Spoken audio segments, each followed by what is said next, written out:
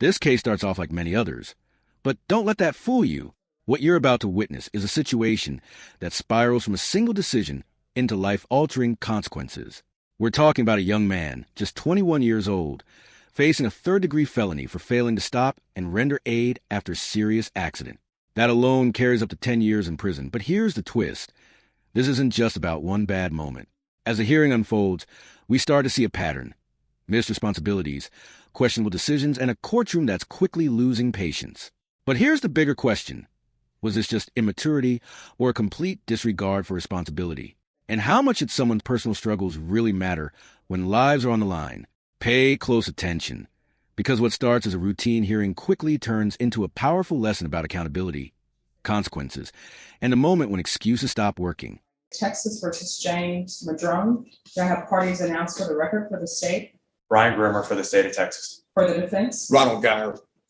Did you understand you're charged with failure to stop and render aid, serious bodily injury? That's a third-degree felony. The range of punishment is anywhere from 2 to 10 years in prison and up to a $10,000 fine. Did you understand? Yes, Your Honor. Are you proceeding with sentencing? Yes, Judge. All right. Anything to say on behalf of your client? No, Your Honor.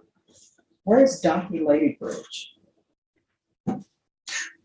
Now it states in here that they had met you through a lease. OP1 said they were at the complainant's house when the group of males showed up in Unit 1. Unit 1 is the vehicle. She said they decided to go to the Donkey, D-O-N-K-Y, Lady Bridge, but instead ended up driving around. Where is this Donkey Lady Bridge? I'm not sure, Your Honor. I've never been there in my life. Are you still driving a vehicle? No. How old are you? 21. If you're drug tested today, what are the results going to be? Before you answer no, that you are going to be drug tested today. Don't say just tell me what you're going to be positive for. Probably, maybe a little bit of marijuana. And what else? That's it. I don't know anything else. Right here, we start to get a clearer picture of the defendant's lifestyle, and it's not helping his case.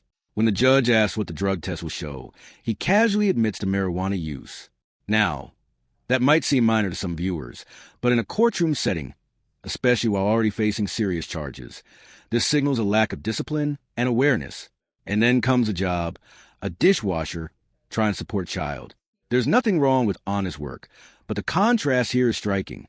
On one hand, he claims responsibility as a father, but on the other, he's making decisions that directly put his future and his child's stability at risk. So let me ask you this. Do you think the court should be more understanding of the situation, or does this just show he's not taking things seriously enough? What do you do with the rest of your day other than marijuana? I work. Where? I would work at Bohannon's. All right. What do you do at Bohannon's? I'm a dishwasher and trash. All right. So you have a car accident and your go-to is to leave. Why would you leave a car accident? Just everybody had left and I just left myself. Well, no, everybody didn't leave because there were two people remaining in the car trapped and somebody had to help them out. So why would you leave injured people behind in the vehicle? I was one of those people injured in the car. And then I got out. They held me out and then I walked home.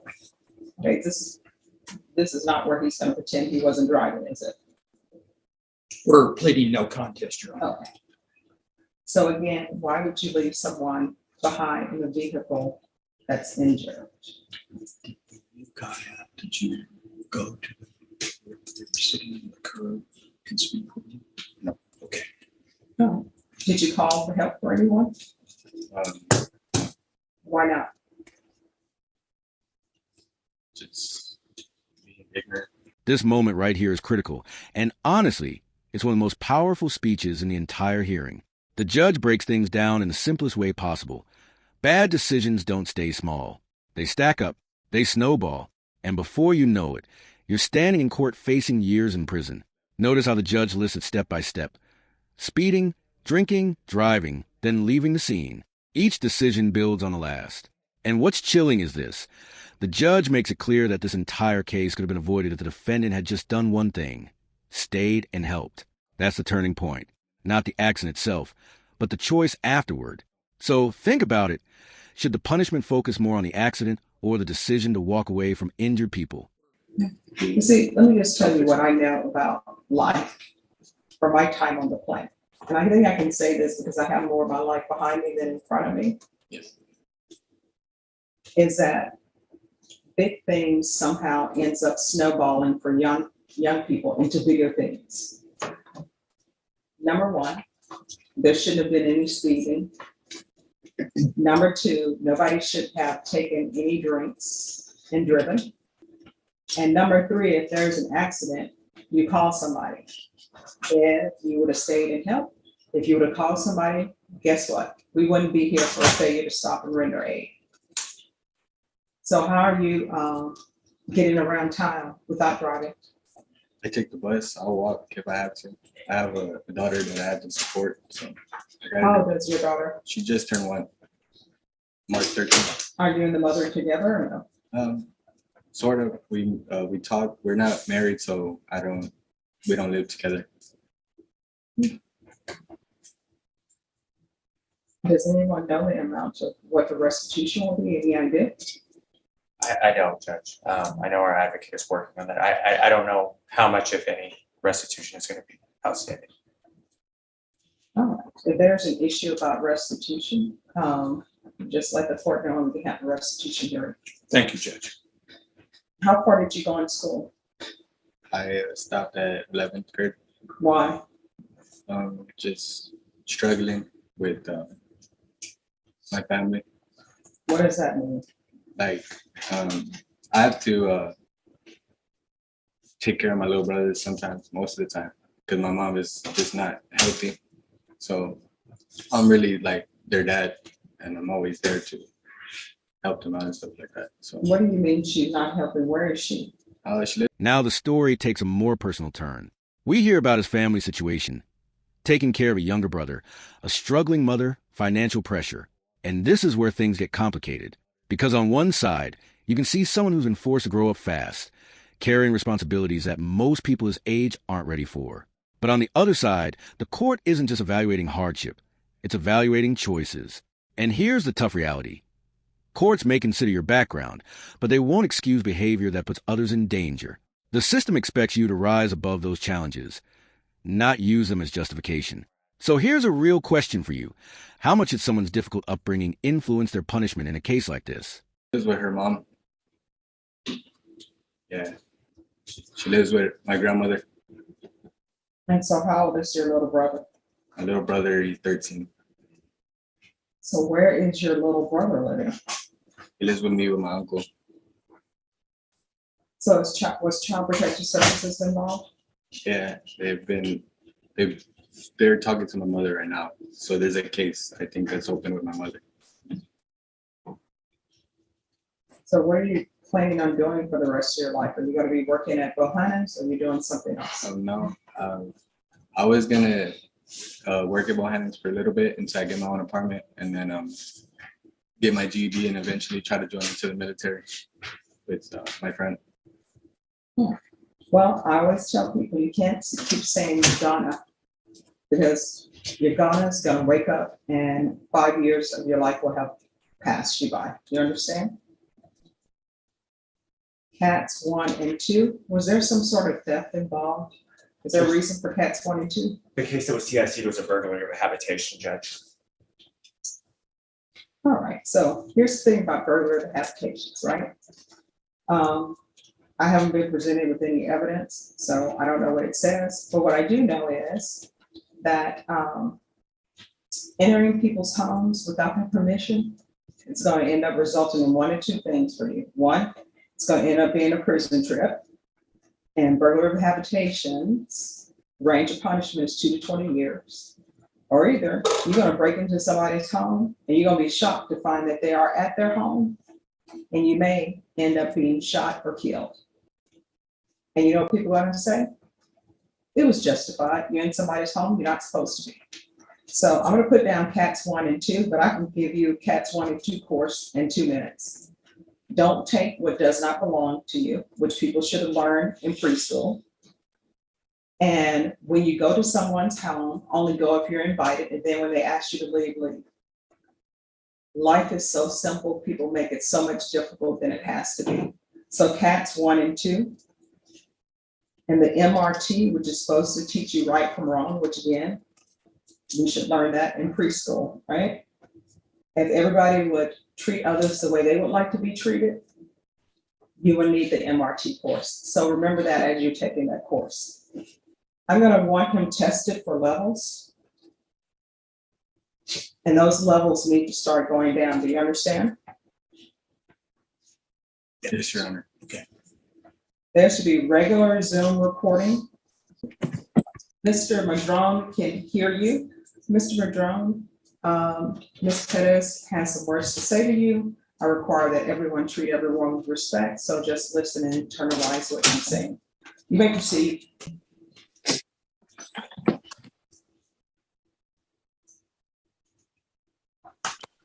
After everything, I don't think that you should be in prison or, but I did suffer injuries that are like for a lifetime. And I just want you to understand that because I did go through all of that, you do deserve to go through some kind of consequence. Did I cut off? Yes, you did. They keep calling me that, so I'm sorry. But yeah, that's all I have to say. But I do forgive you. Like, it happened. It's been a long time already, but I just didn't. This is the emotional core of the case, and it hits hard. The victim steps forward, not with anger, but with something even more powerful, honesty and restraint. She talked about lifelong injuries, pain that doesn't just disappear with time. And yet, she still says she forgives him. That's not something you hear every day in a courtroom. But don't miss what she's really saying. Forgiveness doesn't erase consequences. She makes it clear that while she's moved forward emotionally, the impact of that night is permanent. Moments like this shift the entire tone of the hearing. It's no longer just about laws and violations. It's about real human damage. So ask yourself, if you were in her position, would you have forgiven him? Or would you want a harsher outcome? I hope you just know where I'm coming from, James. All right, thank you so much. Do you all need to speak with her? I don't believe so. We have contact. We can talk to Ms. Pettis after this. Thank you, Ms. Pettis. Thank you. Thank you. All right, probation will go over conditions with you. Are you the same James Madrone who was placed on deferred adjudication in 2021 CR 2437 for the offense of failure to stop and render aid serious bodily injury on March 21st, 2022 for a period of 10 years? Is that you? Yes, sir. State. Violated condition number 4. In Bexar County, Texas, the defendant, James Madrone, did then and there fail to report to the supervision officer as directed for the months of January and December 2023 in violation of condition number 4. How do you plead to that? True or not true? True, Your Honor. State. Your Honor, we waived the other violations alleged in the motion. No objection. All right. Mr. Madrone, did you understand by pleading true to violation of condition number 4, the court could find it true, grant the motion, find you guilty, and sentence you up to 10 years in the prison and up to a $10,000 fine? Yes, I understand. Knowing that, do you still wish to plead true to violation of condition number 4? Yes, Your Honor. Court will find violation of condition number 4 true. Is there a proposed agreement? It's not, Your Honor. We're going open. We are asking for the 10 years, Your Honor, and I believe the defense would like to be heard on that. All right. Defense, what are you requesting? Judge, we're requesting that he be placed on probation, that he be given weekly UAs and intense supervision. Basically, Judge, this was a lot dealing with financial issues. He has 2 small children that he was responsible for, living with his grandmother at the time. He's now presently employed. I believe he has the resources now to continue taking drug testing and support his children. So I think basically, Judge, if we give him weekly UAs and ISF, put him back, not ASAP, with intense supervision, that he's able to complete the probation successfully. You have anything to add, James? Yes, Your Honor. All right, you want to raise your right hand? Do you solemnly swear and affirm the testimony you give will be the truth and nothing but the truth, so help you God? Yes. All right, you can lower your hand, state your name for the record. James Madron. All right, it says here that you didn't talk to the manager and you left when asked to stay in the lobby by the probation officer.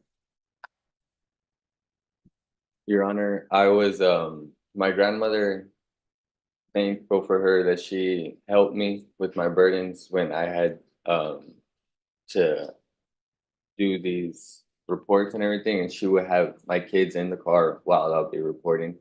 So at that time, I really didn't have too much time to be there due to my being responsible for 2 children. So that was just that at that time. That was it. Okay, that doesn't make sense to me. Your grandmother is helping you with your children. Yes. And how old are your children? 3 and 1. All right, so she's helping you with the 3 and 1 year old. So you're telling me your grandmother drives you to see your probation officer Yes. and then says, I can't wait. Yes, Your Honor. That doesn't make any sense to me. It's just like I have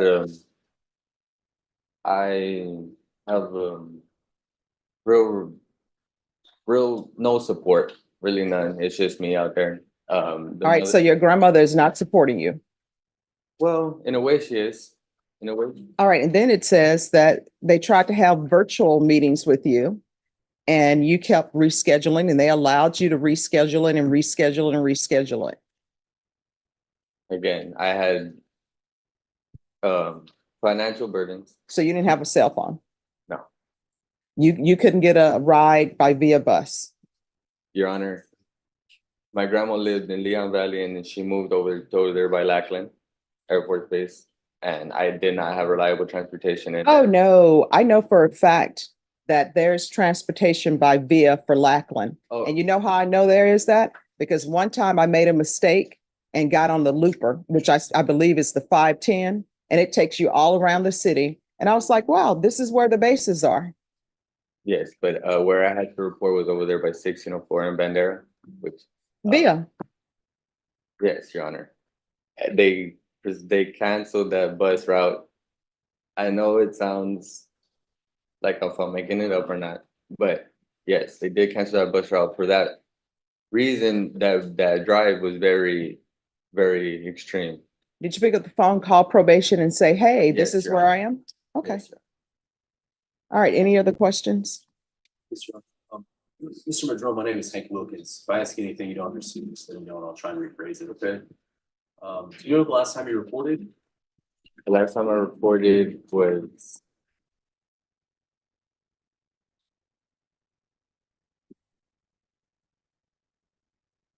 This year? yes. It was this year? So would you explain the probation thinks the last time you reported is November?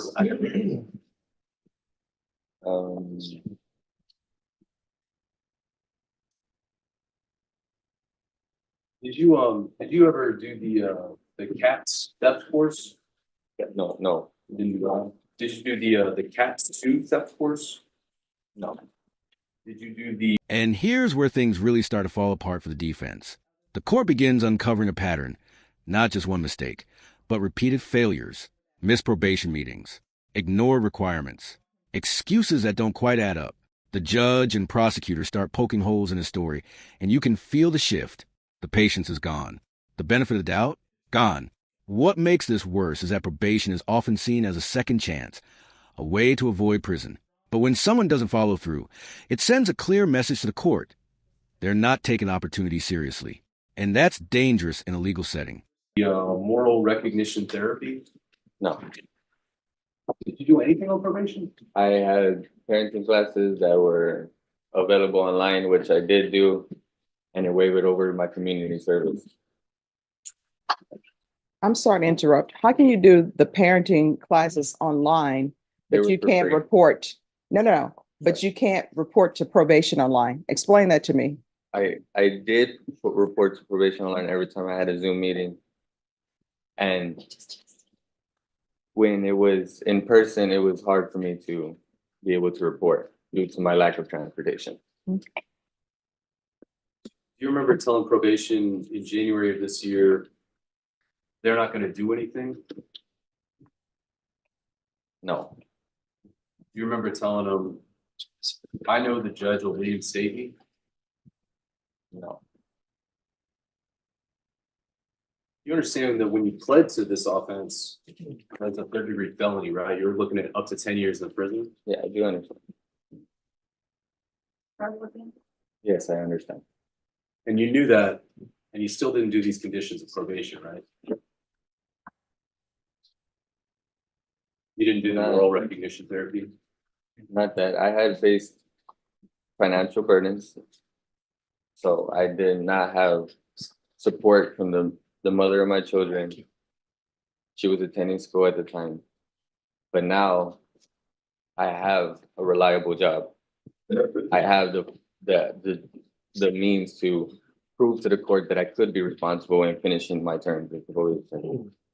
Seems like the easiest thing to do would be to report, though. You didn't report it all this year, right?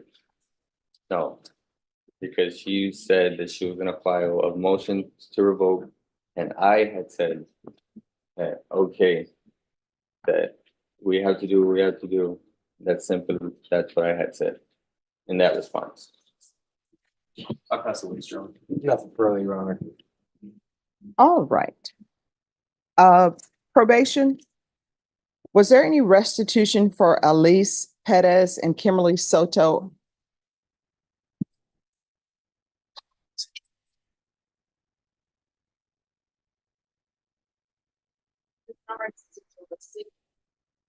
All right.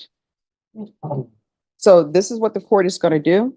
The court is going to find violation of condition number 4 true. The court is going to find you guilty.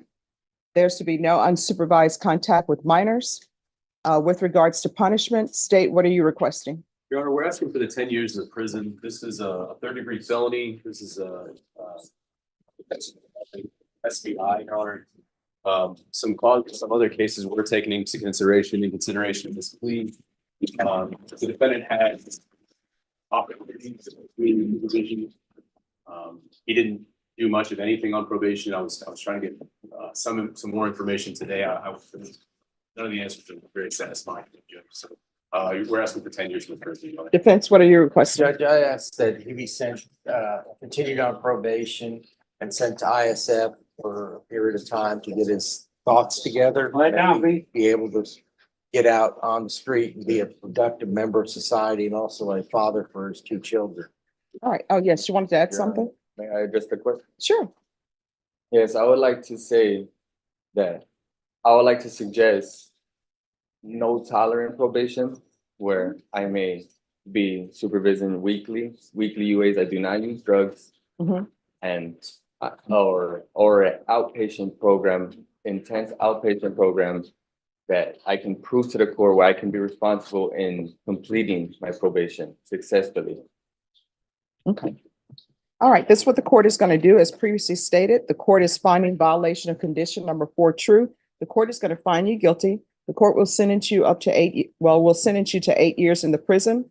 There's to be no unsupervised contact with the minors. Court will give you credit for any time served, and the court will request the therapeutic community. Did you review the trial court certification of defendant's rights to appeal with your attorney? Did you understand it, and did you sign it? Yes. All right. You do have a limited right to appeal, and that right to appeal is as it relates to the allegations in the motion, not the fact that you were on deferred adjudication. Do you understand? All right. Good luck to you. We can go off the record. Here's the thing. I can't force them to place you in the therapeutic community. You'll have to request that. And then it's completely up to them whether or not they place you in the therapeutic community. Your Honor, what was the consequence again? Oh, you're going to prison for 8 years. I'm going to prison for 8 years, Yes.